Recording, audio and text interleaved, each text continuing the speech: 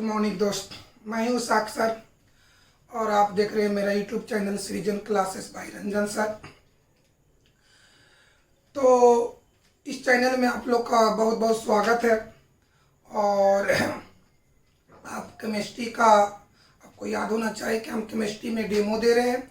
4 demo दे चुके हैं, आज 5वां डेमो है। और चौथा डेमो में हम आपको बताए थे मॉलिक्यूलर वेट, हिंदी में कहते हैं अनुभार। तो आइए हम लोग उसी से रिलेटेड आज टॉपिक पढ़ेंगे। तो आज आपका डेमो केमिस्ट्री में डेमो नंबर 5। तो चलिए आज के डेमो क्लास में टॉपिक देखिए, बताइए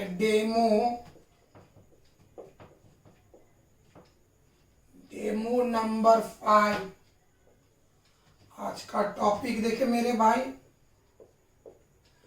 ग्राम मोलिकुल। ग्राम मोलिकुल था, ग्राम का हिंदी ग्राम ही होता है और मॉलिक्यूल का हिंदी होता अणु। चलिए आज का टॉपिक है ग्राम मोलिकुल, जिसको हिंदी में कहते हैं ग्राम अणु।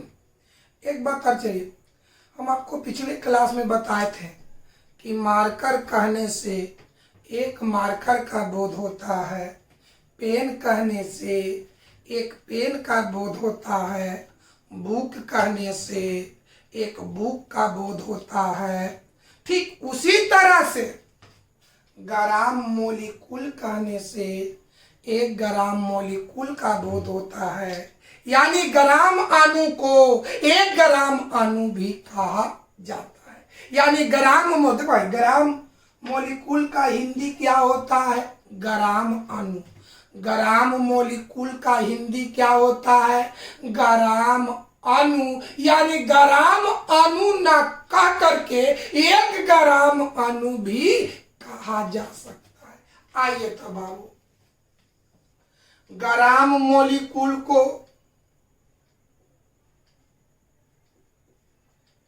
एक ग्राम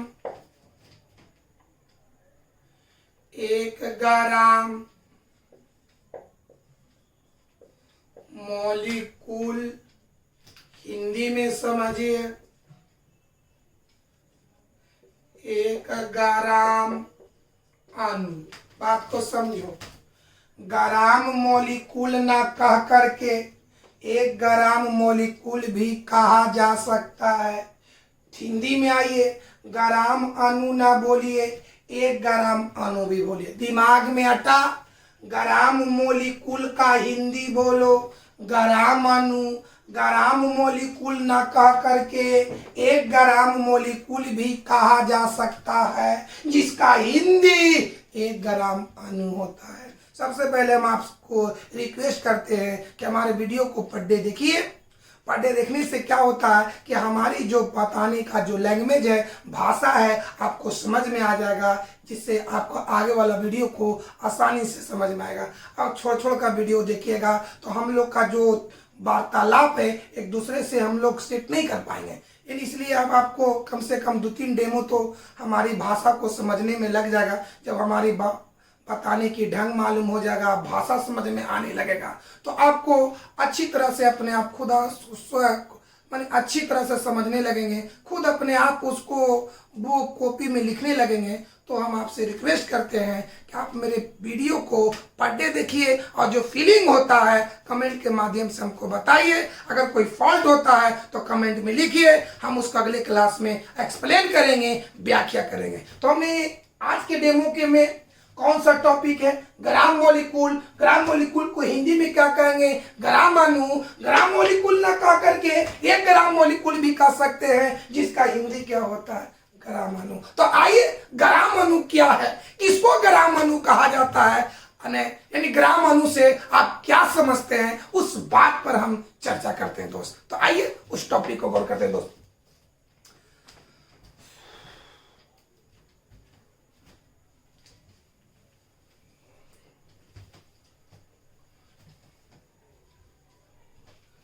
हाँ बउआ, देखो कौन सी टॉपिक था बुआ? ग्राम मॉलिक्यूल,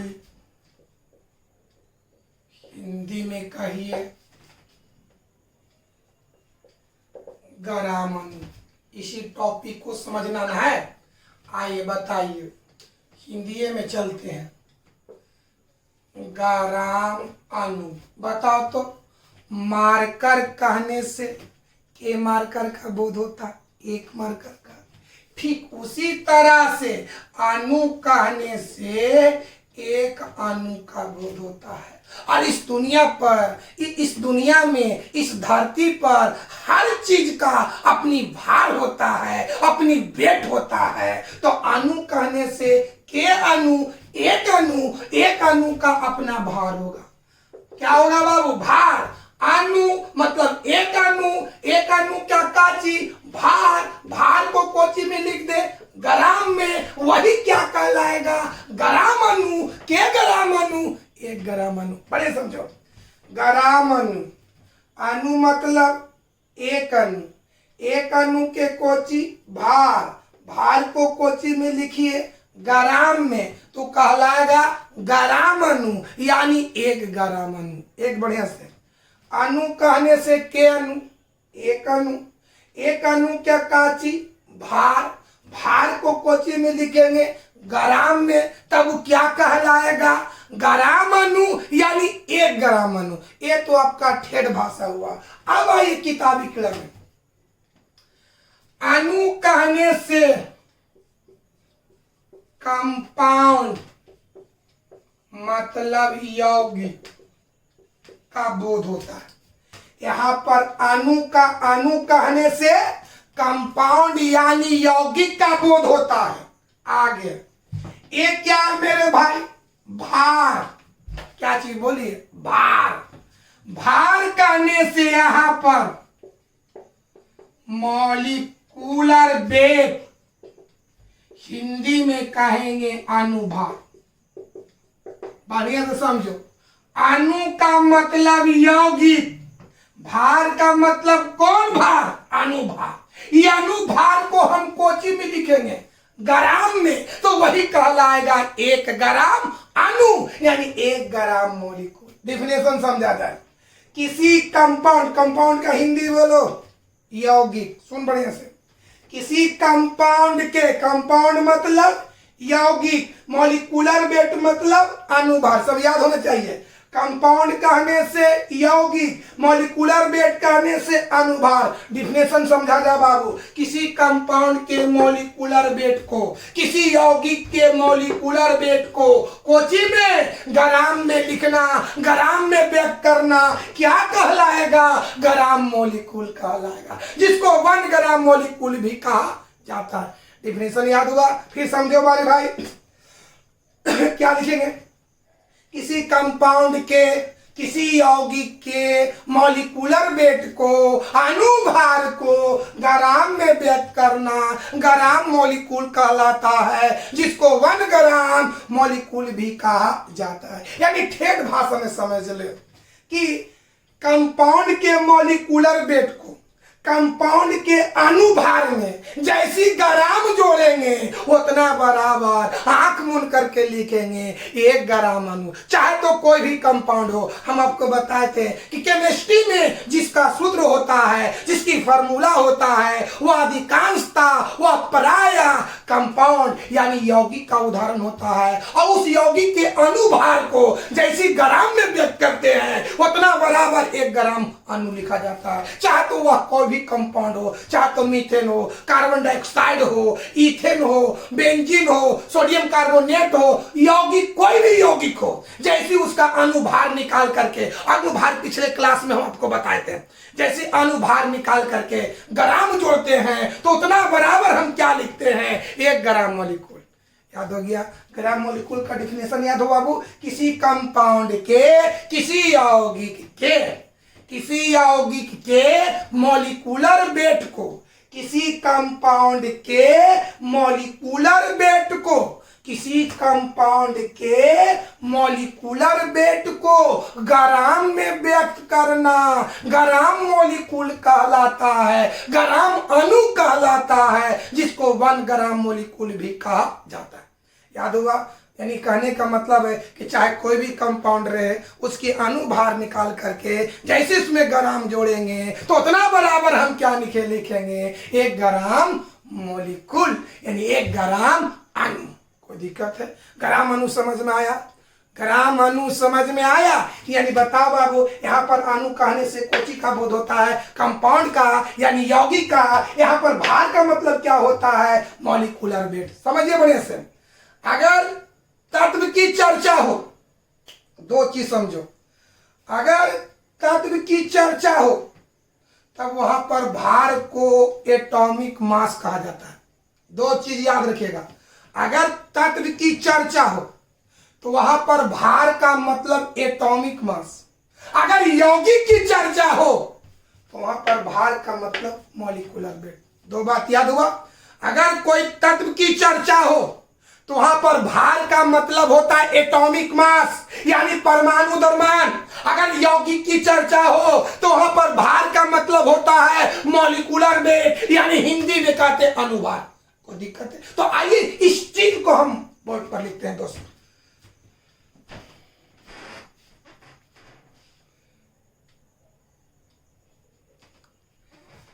हाँ बाबू, तो जो हम आपको समझाए हैं, जो याद करवाए हैं, उसी चीज को हम बोर्ड पर लिख दिए, मैंने लिखे।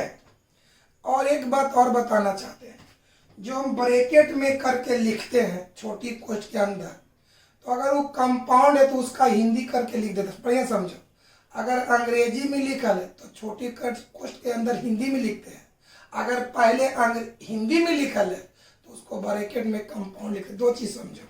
जैसे यहाँ पर देखिए कंपाउंड है, तो कंपाउंड का हिंदी यौगिक होता है, तो देखिए ब्रैकेट में लिखिए, है ना बाबू? ये आपको समझने के लिए लिखते हैं, है ना, कि कंपाउंड का क्या भी एग्जाम में या किसी को बताने के क्रम में यौगिक बोलने की कोई आवश्यकता, ये हम आपको समझने के लिए है। जैसे कंपाउंड है तो कंपाउंड का हिंदी यौगिक होता है, तो यहाँ पर यौगिक लिख दिए। मॉलिक्यूलर वेट है, मॉलिक्यूलर वेट का हिंदी अणुभार होता है। और देखिए ग्राम मॉलिक्यूल का हिंदी ग्राम अणु। यानी पढ़ते समय या किसी को बताते समय इसकी उच्चारण नहीं भी कर सकते हैं। कैसे लिखेंगे? देखो पढ़ रहे हैं, किसी कंपाउंड के, देखिए नंदला है इसको, किसी कंपाउंड के मॉलिक्यूलर वेट को ग्राम में व्यक्त करना ग्राम मॉलिक्यूल कहलाता है। यानी जो ब्रैकेट में है उसका उच्चारण नहीं करना है। अगर कोई पूछे कि कंपाउंड का मतलब, तब यौगिक बताइए, यानी कि उसको भी इन्हें तो ऐसे बोले किसी कंपाउंड ब्रैकेट में यौगिक, नहीं,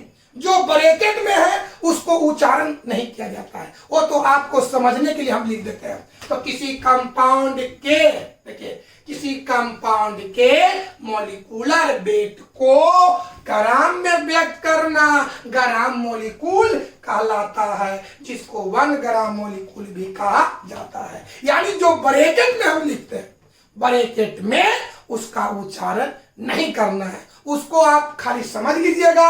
अगर मतलब याद नहीं होता है तो कंपाउंड का हिंदी क्या होता है? यौगिक। ये आपको समझने के लिए लिखते हैं। चलिए तो एग्जाम्पल देखिए बाबू, एग्जाम्पल देख बाबू। कंपाउंड, आइए कंपाउंड के रूप में लेते हैं लाइमस्टोन। लाइमस्टोन जिसका हिंदी होता है चूना पत्थर।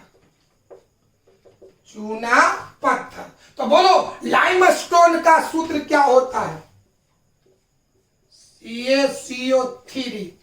लाइमस्टोन का यानी चूना पत्थर का सूत्र क्या होता है? CaCO3। तो हमने क्या बोले हैं कि जिसका सूत्र होता है वो कंपाउंड का उदाहरण होता है, वो यौगिक का उदाहरण होता है। तो यहाँ कंपाउंड के रूप में कौन है? चूना पत्थर। तो डिफिनेशन क्या कहता है कि चाहे कोई भी कंपाउंड हो, चाहे कोई भी भी यौगिक हो उसकी मॉलिक्यूलर वेट निकालकर उसके अनुभार निकालकर जैसे उसमें ग्राम जोड़ेंगे उतना बराबर हम क्या लिखेंगे 1 ग्राम मॉलिक्यूल। तो बताइए कंपाउंड के रूप में कुछ है चूना पत्थर। सबसे पहले इसका मॉलिक्यूलर वेट निकालते हैं यानी अनुभार निकालते हैं। आइए बाबू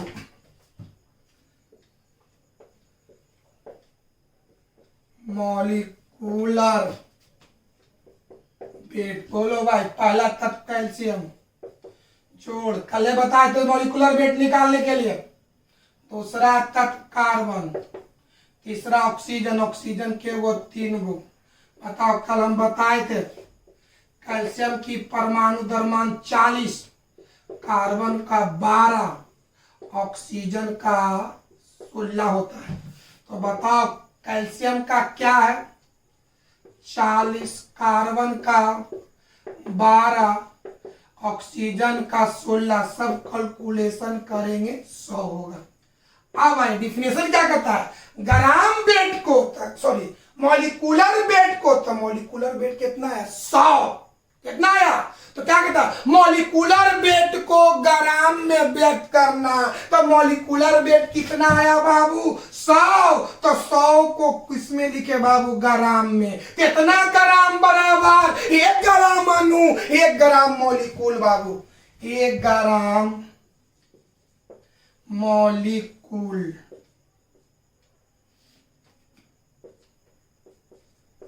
चलिए समझिए।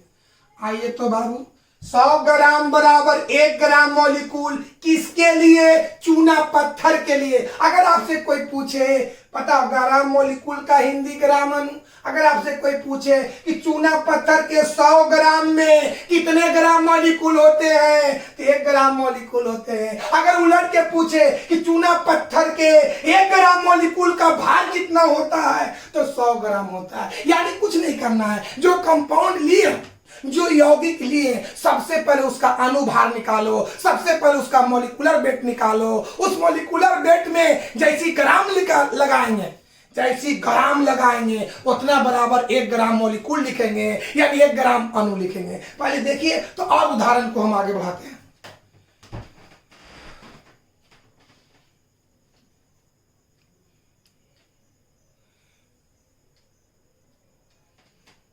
हाँ बाबू और उदाहरण देखिए।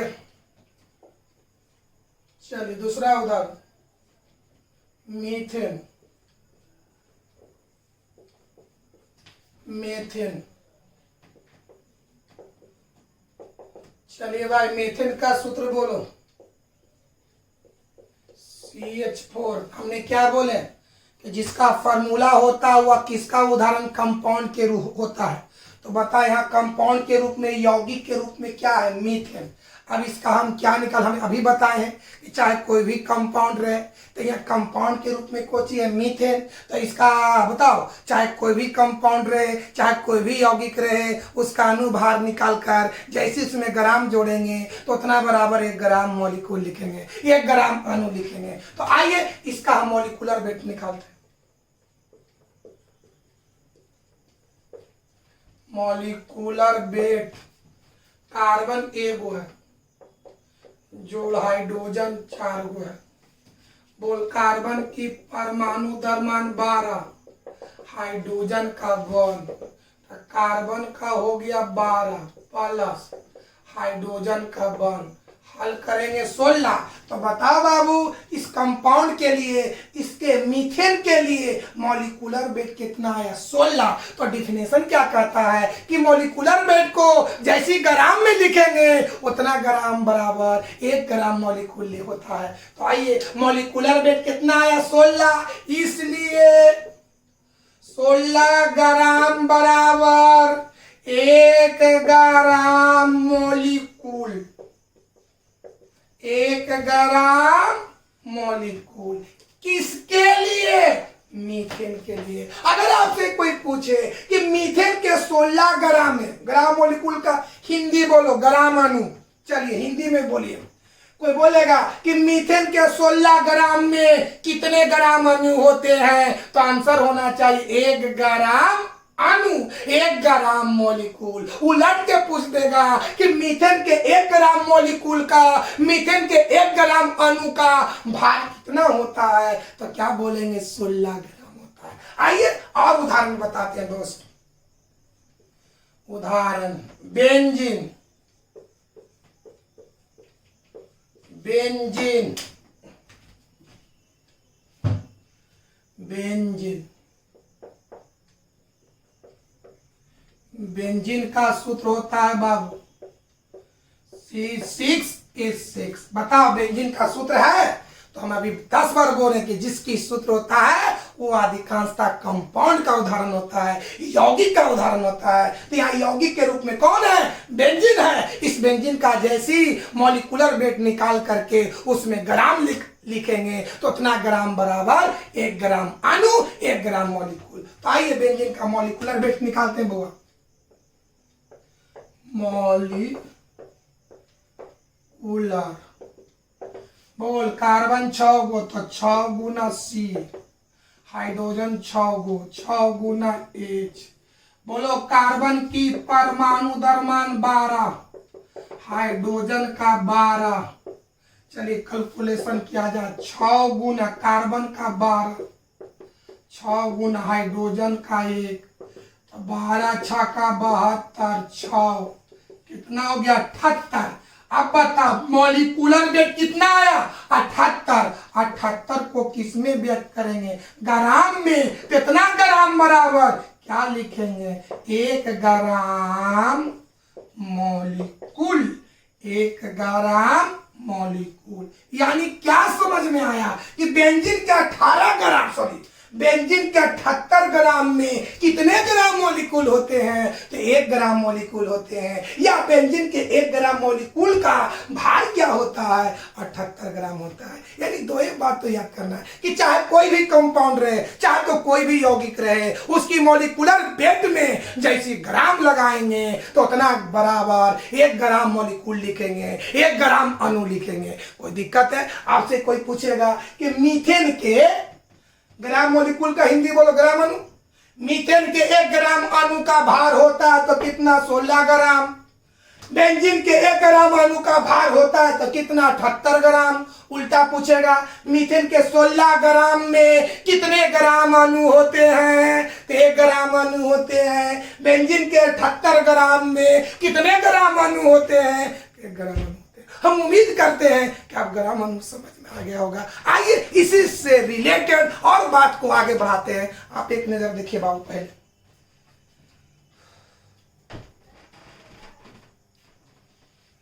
हाँ मलाइना काट गए।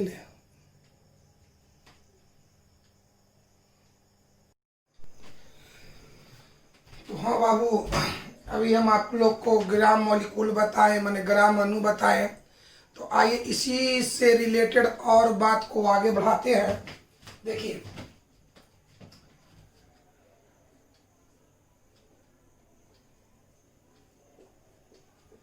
किसी कंपाउंड, बोलिए कंपाउंड का हिंदी क्या होता है, यौगिक। किसी कंपाउंड के मॉलिक्यूलर वेट, क्या बता सकते हैं मॉलिक्यूलर वेट का हिंदी क्या होता है, ग्राम, सॉरी अनुभार। तो किसी कंपाउंड के मॉलिक्यूलर वेट को ग्राम में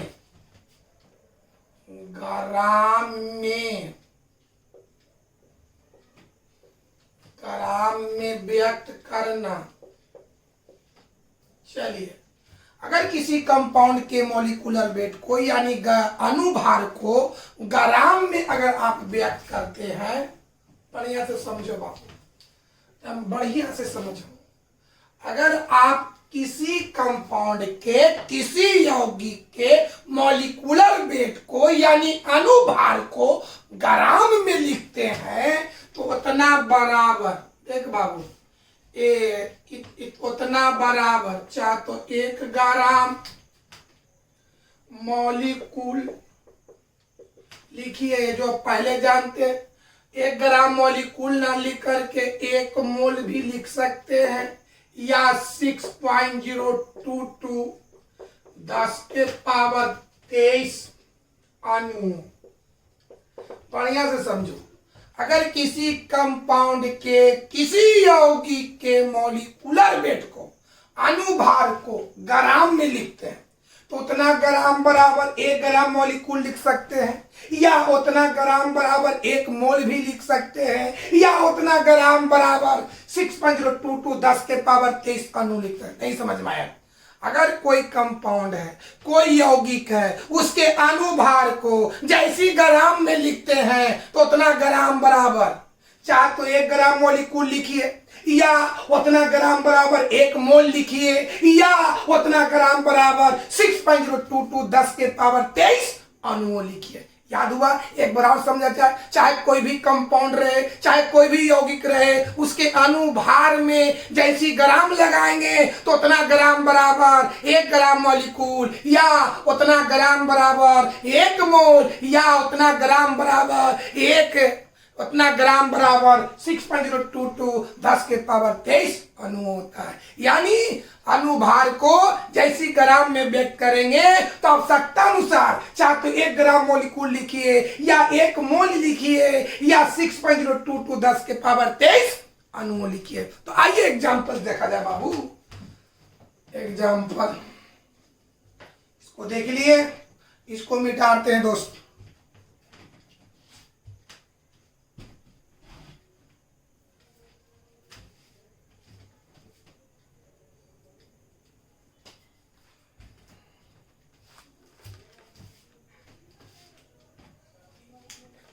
हाँ देखो बुआ,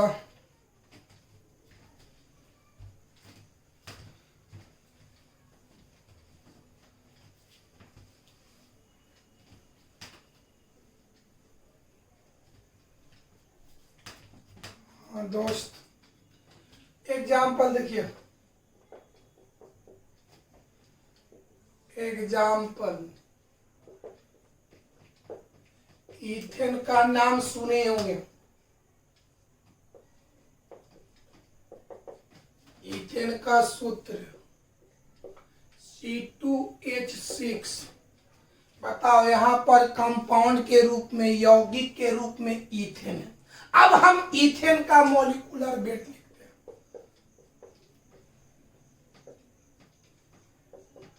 चलो, कार्बन के गो है 2 गो, 2 गुने C प्लस हाइड्रोजन 6। बोलो बाबू, कार्बन का परमाणु द्रव्यमान 12, हाइड्रोजन का परमाणु द्रव्यमान 1, तो 2 गुने 12, 6 गुना 1, 12 दूनी 24, कितना हो गया? 30। तो बताओ बाबू, मॉलिक्यूलर वेट कितना आया? 30। तो 30 में आप जैसी ग्राम लगाएंगे, बताओ मॉलिक्यूलर वेट कितना? 30। 30 को ग्राम में व्यक्त करो, 30 ग्राम।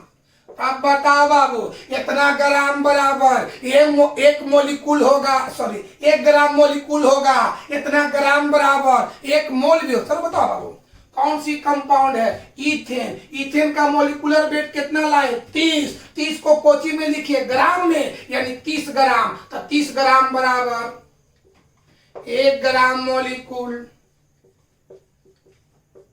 या 30 ग्राम बराबर